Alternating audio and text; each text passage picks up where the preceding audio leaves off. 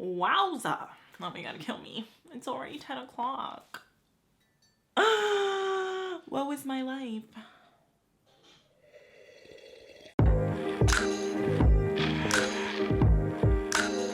Hello everyone, it's Annabelle from Reading Geek, and today we're back with another video. What's today's video, Annabelle?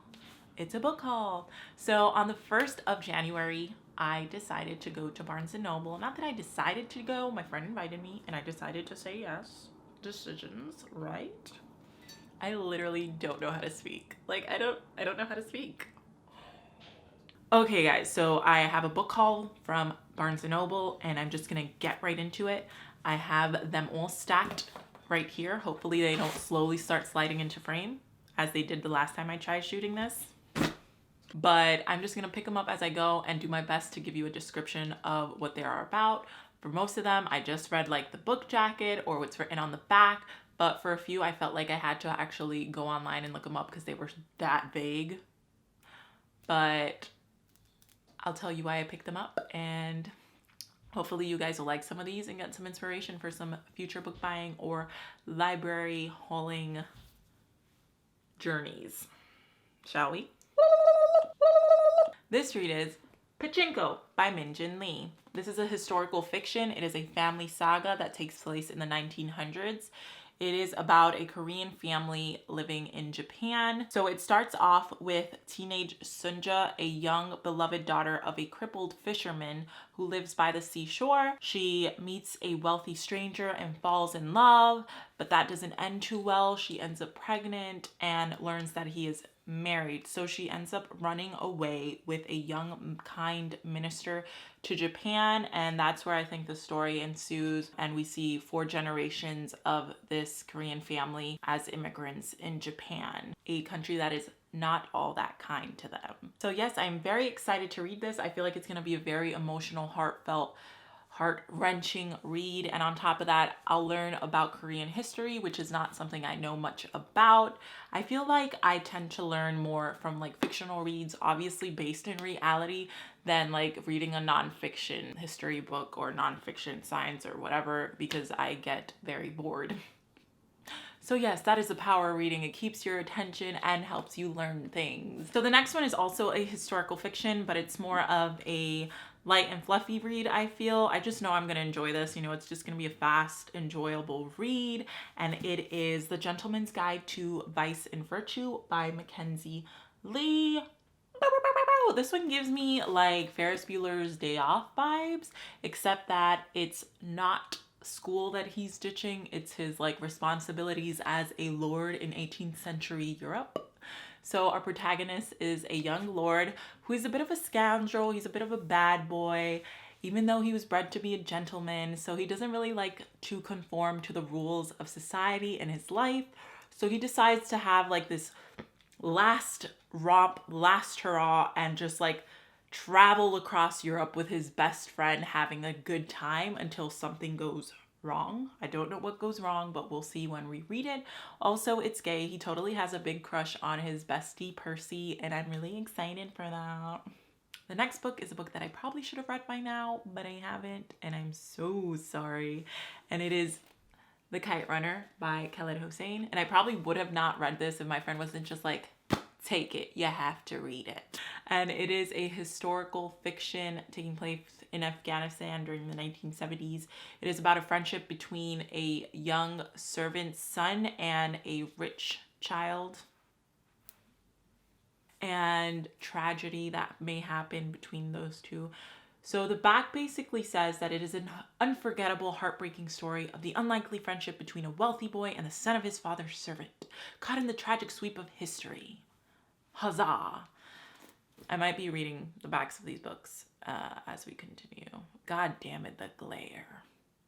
So the next book that I have here is actually one that I have already read. I'm just, you know, a little bit of a fangirl, so I decided to buy the Barnes & Noble edition, which is Wayward Son by Rainbow Rowell. This is the night edition. It's exclusive to Barnes & Noble, and I bought it because I knew that it had fan art, or like, yeah, it had like art for the novel, so I really wanted to own that.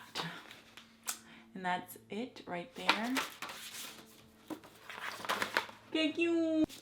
So this is the second book in a series. This is the Simon Snow series. The first book is Carry On, and it is about a young magician. He's at his last year of school. He goes to a magician's school, and there is this great evil known as the humdrum that's literally sucking magic out of the world. And Simon, this is Simon right here, this beautiful redhead.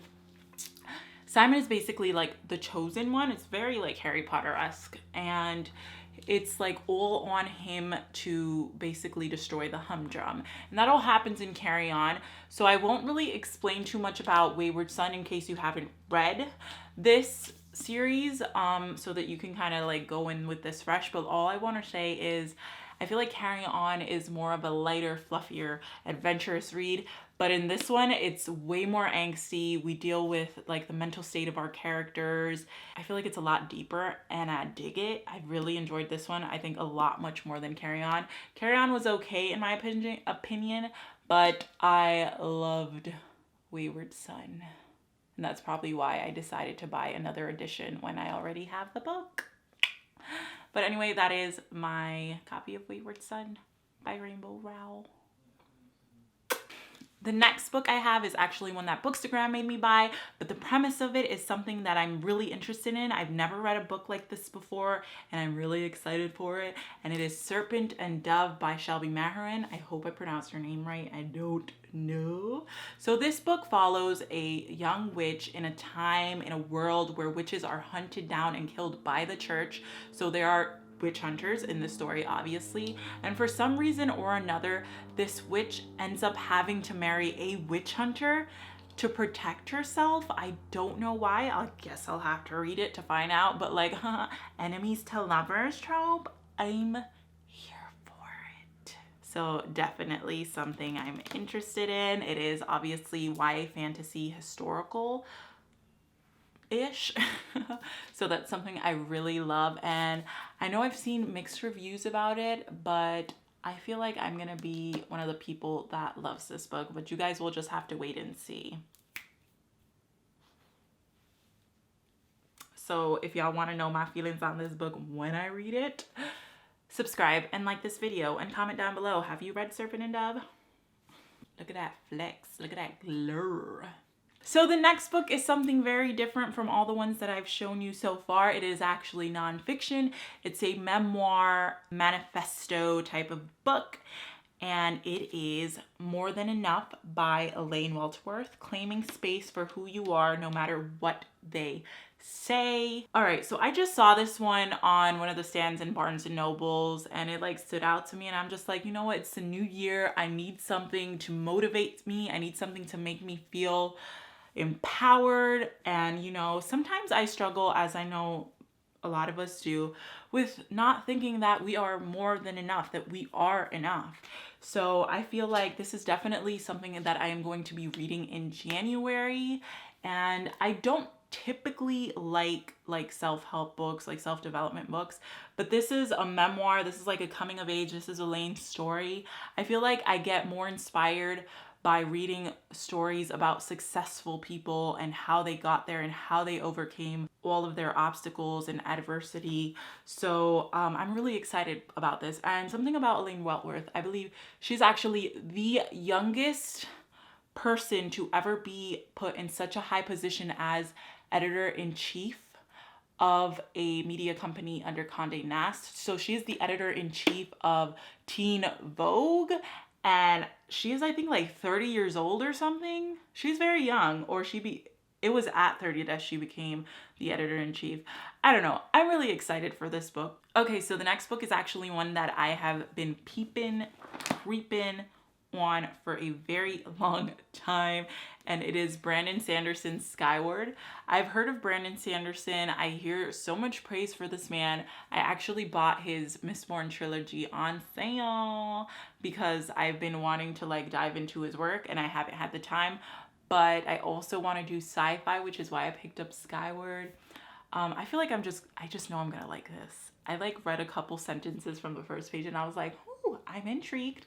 But let me tell you about the story first of all. So this is about a young pilot named Spencer. Her world has been at war for decades and she wants to become a pilot to be able to fight in it, but no one respects her because her father was actually a pilot that deserted I guess their army. And now she has to live with that reputation and no one wants to respect her as a pilot, although she wants to go to pilot school.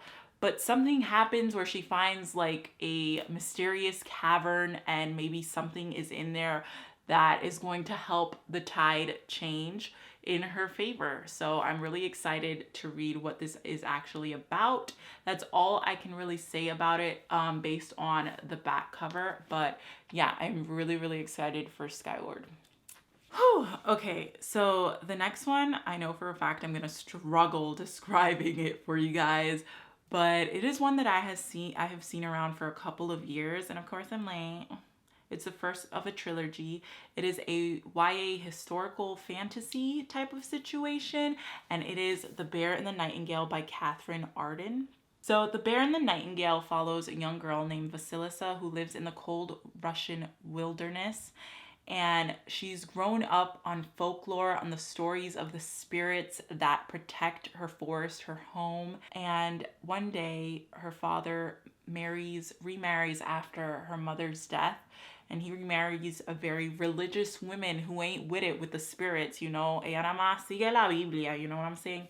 All about the Bible, not about the spirits of the forest. So she does not allow them to kind of like honor these spirits or worship them. And then stuff starts going haywire because maybe these aren't just like folklore. This stuff is real.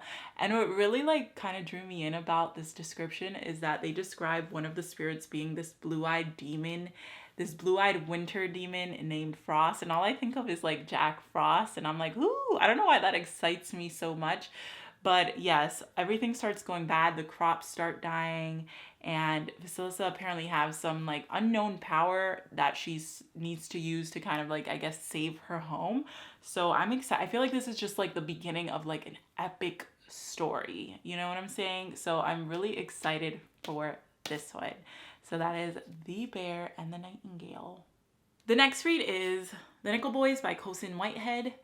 This takes place during the Jim Crow South of Tallahassee, Florida. The civil rights movement is just beginning, and our protagonist is a young black man. He's about to, I would say boy, he's about to head off to college. He believes in all that Martin Luther King Jr. says. He believes that there is hope, that there is a dream.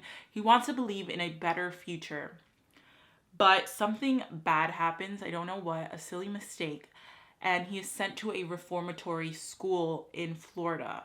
Now, this is, I believe, the Nickel School for boys. I guess that's why it's called the Nickel Boys. But it is based off of an actual real school that existed. And this school is corrupt. They abuse their children. Elwood is going to be in this school. And of course, because he's very idealistic, he's very hopeful. He stays hopeful in these absolutely terrible conditions. So I'm really excited to read this. I'm kind of a little scared. I tend to avoid these types of reads because I don't want to feel that pain. And I feel like I might cry or feel something very deeply for this. But I'm very excited to read this one. So that is The Nickel Boys by Colson Whitehead. I've been speaking for so long that I'm starting to get a lisp. Dry mouth.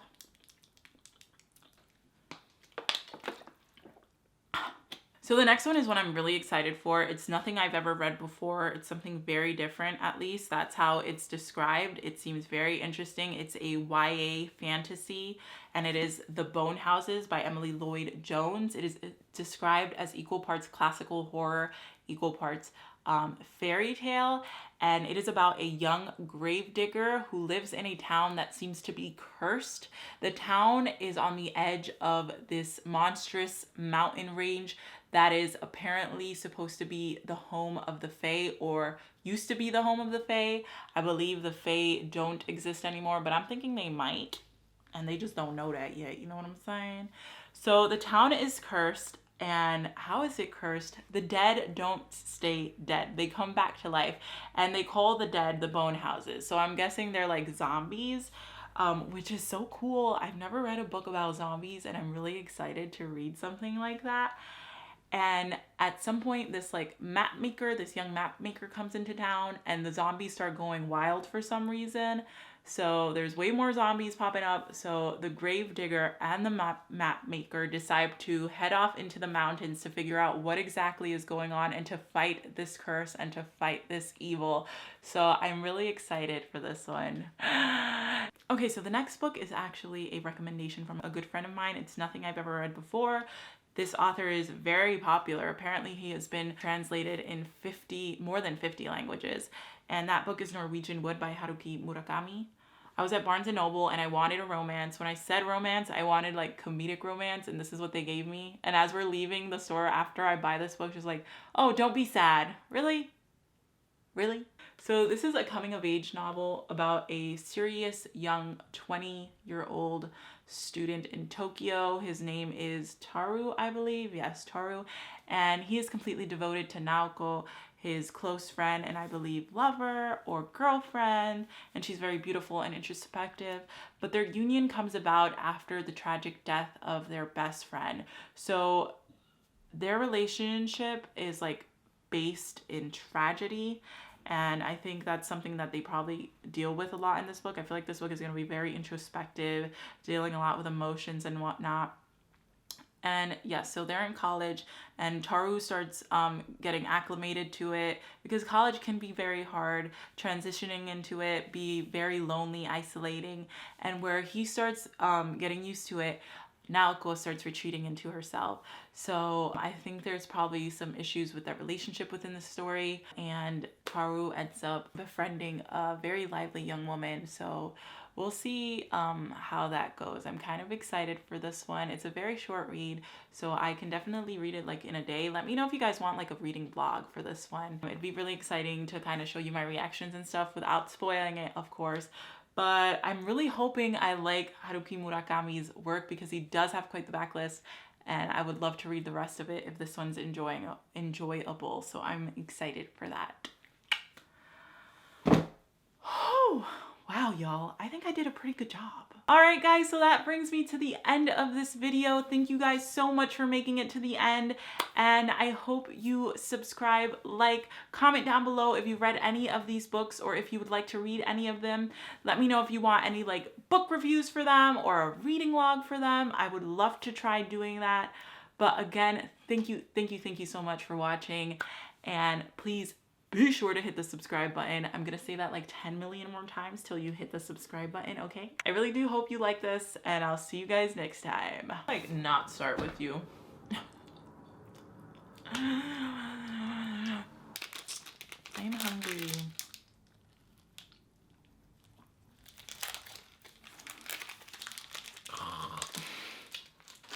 Ooh. I'm kidding. I'm trash.